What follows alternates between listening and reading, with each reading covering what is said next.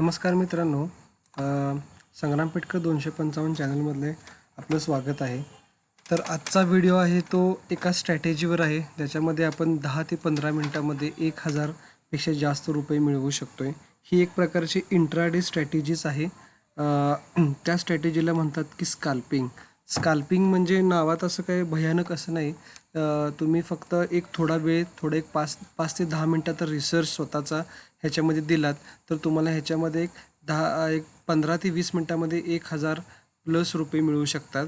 ह्याच्यामध्ये risk reward ratio तसा कमी असतो आहे, 1:1 किंवा 1:1.5 मिळेल, पण शुअर शॉट 100% तुम्हाला ह्याच्यामध्ये रिटर्न मिळतात. ही स्ट्रॅटेजी खूप सोपी आहे. फक्त लक्ष देऊन बघा, व्हिडिओ आवडला तर लाईक करा, तुमच्या मित्रांना, भावा बहिणींना सगळीकडे तुम्ही शेअर करा. तर चालू करूया. स्कॅल्पिंग म्हणजे काय? तर आपल्याला माहीत आहे की 3 प्रकारचे जनरली ट्रेडर्स असतात. एक म्हणजे इंट्राडे ट्रेडर्स, जे सकाळी 9:15 वाजता मार्केट चालू झाल्यानंतर एंट्री करतात आणि 3:30 वाजेपर्यंत ते ट्रेडिंग करत राहतात. त्याला इंट्राडे ट्रेडर्स म्हणतात. दुसरं म्हणजे पोझिशनल ट्रेडर, ज्यांचे 1 महिना ते 3 महिने किंवा ह्या पिरियडमध्ये किंवा 15 दिवस ते 1.5 ते 2 महिन्यापर्यंत त्यांचे शेअर्स होल्डिंगला असतात. त्याला पोझिशनल ट्रेडर्स म्हणतात. आणि स्विंग ट्रेडर्स म्हणजे काय? स्विंग म्हणजे आपला झोपाळा कसा स्विंग वर खाली होतो, त्या पोझिशनमध्ये किंवा त्या मोमेंटममध्ये ते स्विंगिंग करतात किंवा ट्रेडमध्ये एंट्री घेतात आणि ॲट द पीक पॉईंट ते विकून बाहेर पडतात. त्याचप्रकारे एक प्रकारचं नवीन ट्रेडर्स आहेत, ते म्हणजे स्कॅल्पर ट्रेडर्स किंवा त्याला स्कॅल्पिंग म्हणतात. तर स्कॅल्पिंगमध्ये काय असतं की स्कॅल्पिंगमध्ये हाय फ्रिक्वेन्सी ट्रेडिंग आहे. हाय फ्रिक्वेन्सी ट्रेडिंग म्हणजे काय? तुम्हाला फास्ट ट्रेडिंग करावं लागतं, कारण याच्यामध्ये तुम्ही 1:10, 1:20 असा रिस्क रिवॉर्ड रेशो तुम्ही ठेवू शकत नाही. रिस्क रिवॉर्ड रेशो किती आहे? 1:1.5 किंवा 1:2 आहे मोस्ट केसेसमध्ये. पण जनरली 1:1 to 1:1.5 तुम्हाला रिस्क रिवॉर्ड रेशो मिळून जातो. म्हणजे ऑलमोस्ट 1.5% तुम्हाला प्रॉफिट, 1.5 ते 2% तुम्हाला प्रॉफिट मिळून जातं. तर पुढे बघूया याचे फायदे काय आहेत. फायदे म्हणजे याच्यामध्ये कन्फर्म ट्रेड्स तुम्हाला मिळतात. कन्फर्म ट्रेडिंग तुम्हाला त्याच्यासाठी तुम्हाला एक थोडा आदल्या दिवशी रिसर्च करावं लागेल. कन्फर्म ट्रेड्स 100% तुम्हाला पैसे मिळतात. Quick money within short period of time तुम्हाला पैसे मिळतात. काही केसमध्ये अपवादात्मक तुम्हाला थोडा वेळ वाट बघावी लागते. आणि ह्याच्यामध्ये कसं आहे की लेस ॲनालिसिस करावं लागतं, जास्त काही करावं लागत नाही. एक मी तुम्हाला 2 ते 3 स्टेप सांगेन, तेवढे तुम्हाला करायचे आहेत. सो तुम्हाला you can take different trades. म्हणजे काय? तुम्ही एकाच लेस ॲनालिसिसमुळे तुम्ही काय करू शकता, एकाच ट्रेडमध्ये 2 एंट्र्या घेऊ शकता, मल्टिपल ट्रेड्स घेऊ शकताय. पण एक मी अशी म्हणजे सजेस्ट करू शकतो की जे बिगिनर्स आहेत, नवीन ट्रेडर्स आहेत, त्यांनी जनरली 1 ते 2 ट्रेडर्स घ्यावे. मल्टिपल ट्रेड्समध्ये जाऊ नये. म्हणजे जर समजा 7-8 ट्रेड घेतले, तर त्याच्यामध्ये 2 ते 3 मध्ये लॉस होऊ शकतो. म्हणून जनरली 2 ते 3 ट्रेडर्स घ्या मॅक्सिमम केसमध्ये. तर डिसॲडव्हान्टेजमध्ये काय? नुकसान याच्यामध्ये काय? रिस्क रिवॉर्ड रेशो तुम्हाला कमी आहे, पण 110%, 100% स्ट्रॅटेजी सक्सेसफुल होते. आणि न्यू ट्रेडर्सनं, जसं मी सांगितल्याप्रमाणे, new traders must avoid the multi trades. त्यांनी 1 ते 2च ट्रेड घ्यावे, जास्त ट्रेड घेऊ नये आणि ओव्हर ट्रेडिंग करू नये. आपण एक डिसिप्लिन ठेवावं की इंट्राडेमध्ये मला 1 ते 1.5%च पैसे मिळवायचे आहे, मॅक्सिमम 2% पैसे मिळवायचे आहेत. तर हे तुम्ही जर डिसिप्लिन पाळलं तर तुम्हाला पैसे भरपूर मिळून जातील. तर यासाठी सेटअप महत्त्वाचा आहे की रिक्वायरमेंट्स काय आहे? कोणत्याही ट्रेडमध्ये किंवा कोणताही इंट्राडे ट्रेडिंगमध्ये तुम्हाला सेटअप महत्त्वाचा असतो. सेटअप म्हणजे अशी काही मोठी गोष्ट नाही. तुम्हाला एक डिसिप्लिन किंवा एक टाईम फ्रेम सिलेक्ट करावी लागते आणि त्याच्यामुळे तुम्हाला सगळा आपला ट्रेडिंग करावं लागतं. तर त्यासाठी पहिला पॉईंट आहे की कॅन्डलस्टिक अँड मूव्हिंग ॲव्हरेज. तुम्हाला कॅन्डलस्टिक थोडंफार माहीत पाहिजेत. कॅन्डलस्टिक कोणती आहे, त्याचे प्रकार कोणते आहे, आणि मूव्हिंग ॲव्हरेजेस. आणि मूव्हिंग ॲव्हरेजेसचा एक मी व्हिडिओ तयार केलेला आहे, त्याची लिंक डिस्क्रिप्शनमध्ये आहे. त्या लिंकवर तुम्ही क्लिक करून मूव्हिंग ॲव्हरेजचा व्हिडिओसुद्धा बघू शकता. ओके. डिसिप्लिन आहे. डिसिप्लिन शिस्त म्हणजे काय? तुम्हाला एक शिस्त पाळायची आहे की बाबा 1 ते 1.5% मी बाहेर पडू शकणार. म्हणजे ₹100चा शेअर असेल तर ₹102 मी बाहेर पडेन. तर ह्या प्रकारची तुम्ही शिस्त पाळायची आहे. क्विक प्रॉफिट तुमचं झालं की लगेच तुम्ही बाहेर पडायचे आहे. फोन बंद करून तुम्ही तुमच्या दिवसभरात दुसऱ्या कामाला लागू शकता. तसेच त्याचप्रमाणे जर समजा स्ट्रॅटेजी फेल होत नाही, पण तरी पण अपवादात्मक एखाद्या दिवशी लॉस झाला, तर तो लॉस तुम्ही बुक करून बाहेर पडायचं आहे. उगाच पुन्हा तो लॉस भरून काढण्यासाठी ॲग्रेसिव्ह ट्रेडिंग करायची नाही. एखाद्या दिवशी लॉस झाला तर लॉस झाला. तर ते सोडून दुसऱ्या दिवशी आपल्याला नेक्स्ट एंट्री आपण घेऊ शकतो. आपण पण तो लॉस का झाला याचे आपण हे शिकणं पाहिजे. So that's why the last point is book loss and live and learn. हा लॉस मला कसा झाला. सो हे 4 पॉईंट तुम्ही हे 4 पॉईंट्स तुम्हाला लक्षात पाहिजेत सेटअपमध्ये. नेक्स्ट पॉईंट आहे where you can use scalping. ह्या स्काल्पिंग तुम्ही कुठे कुठे वापरू शकताय. तर निफ्टीमध्ये वापरू शकताय, निफ्टीच्या स्टॉक्समध्ये वापरू शकताय, इंडायसेसमध्ये वापरू शकताय, बँक निफ्टीचा इंडेक्स आहे त्याच्यामध्ये वापरू शकताय. आणि महत्त्वाचं म्हणजे काय लिक्विड स्टॉक्स. लिक्विड स्टॉक म्हणजे काय ज्या स्टॉकचा व्हॉल्यूम जास्त आहे. हे मोस्टली निफ्टी 50चे जे काही स्टॉक्स आहेत त्याच्यामध्ये व्हॉल्यूम काय असतो जास्त असतो. सो तुम्ही ते स्टॉक तुम्ही निवडू शकताय जेणेकरून तुम्हाला नुकसान होणार नाही. तर ह्या 3 गोष्टी महत्त्वाच्या आहेत. निफ्टी इंडायसमध्ये तुम्ही करू शकताय म्हणजे निफ्टीमध्ये ट्रेडिंग करू शकताय स्काल्पिंग करून. निफ्टी बँक निफ्टीमध्ये करू शकताय आणि लिक्विड स्टॉक्स ज्याच्यामध्ये बिग व्हॉल्यूम आहेत. जनरली निफ्टी 50चे स्टॉक मी प्रेफर करतो. नेक्स्ट इज वॉट की how to enter the trade. ह्या ट्रेडमध्ये एंट्री कशी करायची. तर तुम्हाला हे 2 पॉईंट माहीत पाहिजे की सप्लाय डिमांड झोन कुठे आहे आणि कन्फ्लुएन्स म्हणजे काय. म्हणजे काय कन्फ्लुएन्स कुठं तयार होतो आहे म्हणजे काय. फॉर एक्झाम्पल ही जी आडवी लाईन दाखवलेली आहे ती सपोर्टची लाईन आहे समजा आणि ही मुव्हिंग ॲव्हरेजची लाईन ग्रीन कलरची आहे की जी अशी होऊन अशीकडे परत वर जाते. म्हणजे सपोर्टला घेऊन तो परत वर जातो आहे. सो हा जो मी पॉईंट दाखवलेला आहे की जिथे झिगझॅग केलेलं आहे की त्या जिथं कन्फ्लुएन्स तयार झालेला आहे तो पॉईंट आपल्याला सापडता यायला पाहिजे. म्हणजे कुठली तरी एखादी लाईन क्रॉस केली पाहिजे. तिथून पुढे ट्रेड हा वर जाऊ शकतो किंवा खाली जाऊ शकतो. तर त्याप्रमाणे आपण बाय किंवा सेल शॉर्ट सेल करू शकतो आहे. तर ह्या 2 गोष्टीसुद्धा महत्त्वाच्या आहेत की how to enter the trade. Demand and supply zone म्हणजे काय सप्लायच नुसता होत आहे डिमांड नाही तरी पण शेअरची प्राईस काय होते खाली जाऊ शकते. सो आपल्याला सप्लाय आणि डिमांड ह्या 2 गोष्टी माहीत पाहिजेत आणि त्याचा कन्फ्लुएन्स कुठं होतो आहे मॅटर कुठं तयार होतं आहे हे आपल्याला माहीत पाहिजे.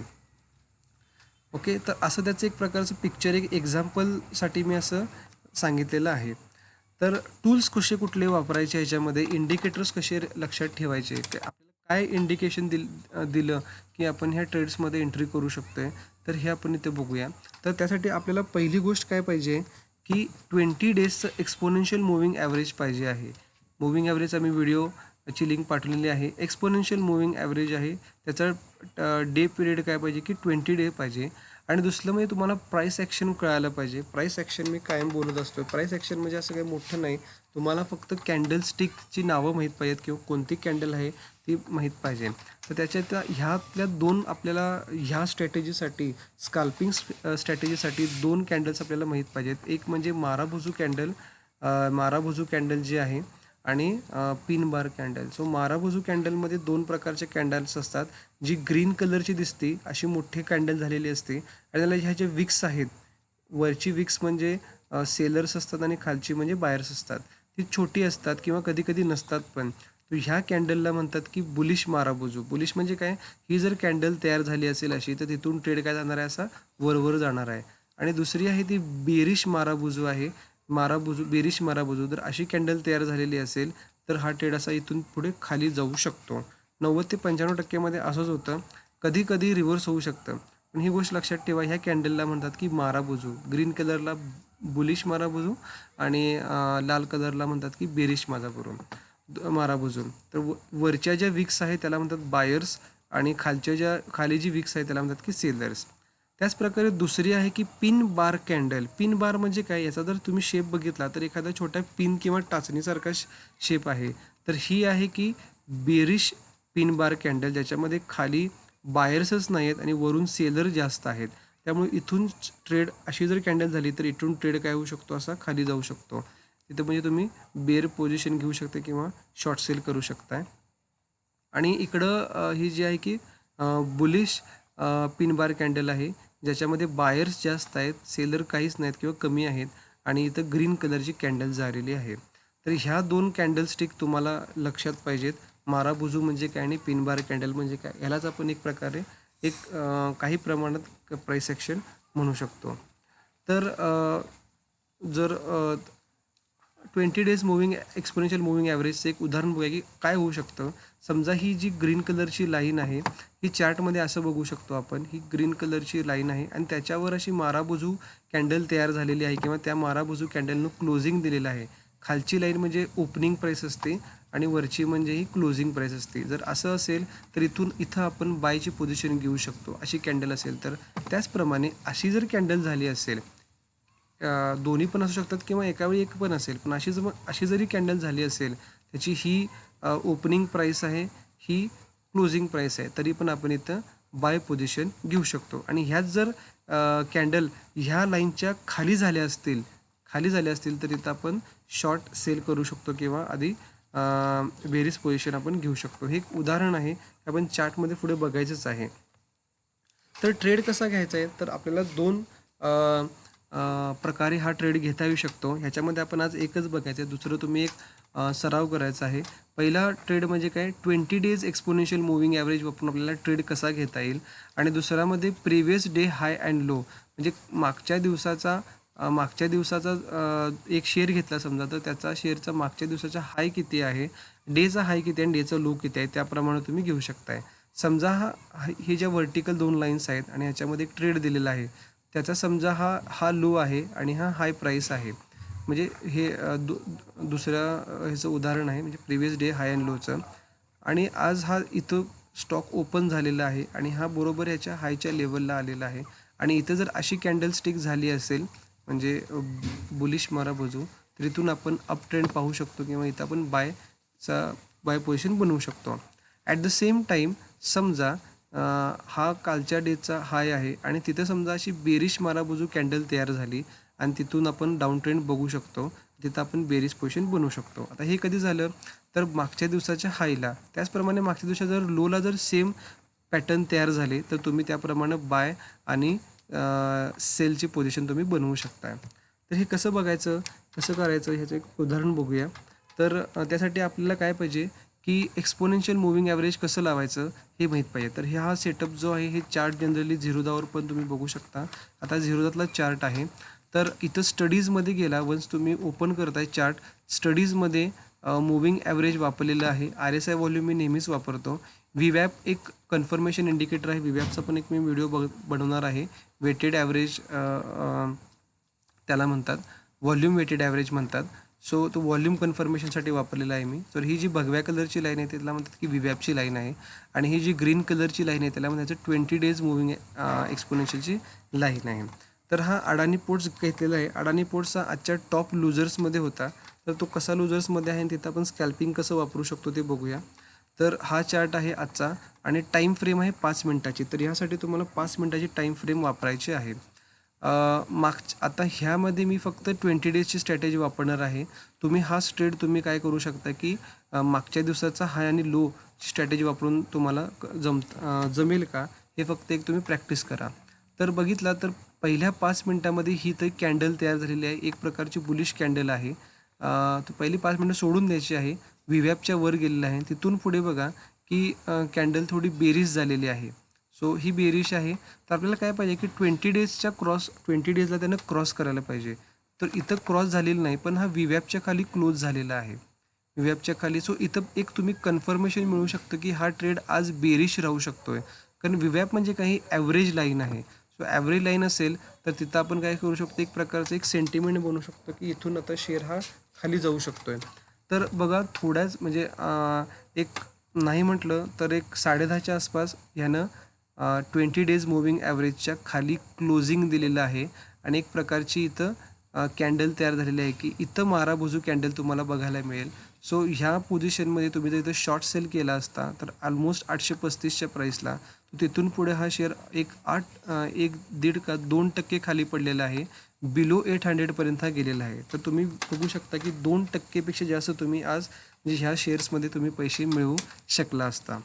तर हे असं असतं, फक्त तुम्हाला यात थोडं लक्ष घालावं लागतं स्कॅल्पिंगमध्ये.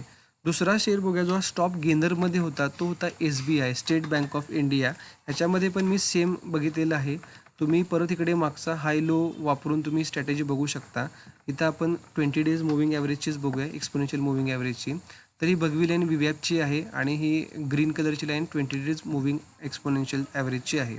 तर ह्या केसमध्ये पहिलीच जी कॅन्डल आहे ही एक प्रकारची बुलिश कॅन्डल आहे आणि ह्यानं 20 डेज मूव्हिंग ॲव्हरेजला त्याच्यावर क्रॉस केलेला आहे आणि व्हीवॅपच्यावर पण क्रॉस, म्हणजे 100% तुम्हाला कन्फर्मेशन आहे. जर तुम्ही ह्या पोझिशनला जर हा क्लोजिंग प्राईसला जर बाय केला, पहिले 5 मिनिटं आपल्याला सोडून द्यायचे आहेत, पहिले कॅन्डल बघायचे आहेत.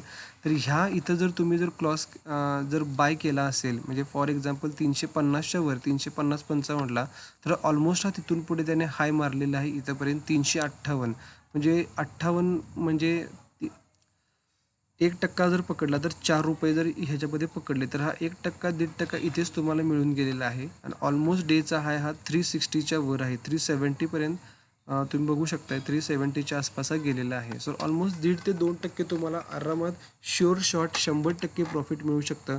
फक्त तुम्हाला काय करायचं आहे, थोडा वेळ द्यायचा आहे, थोडा रिसर्च करायचा आहे. 5 ते 10 मिनिटे पहिले मार्केटची द्यायची आहेत आणि त्याच्यानंतर तुम्हाला पोझिशन बनवायची आहे. तर हा व्हिडिओ जर तुम्हाला आवडला असेल तर लाईक करा, सबस्क्राईब करा आणि तुम्ही इतरांना शेअर करा. धन्यवाद.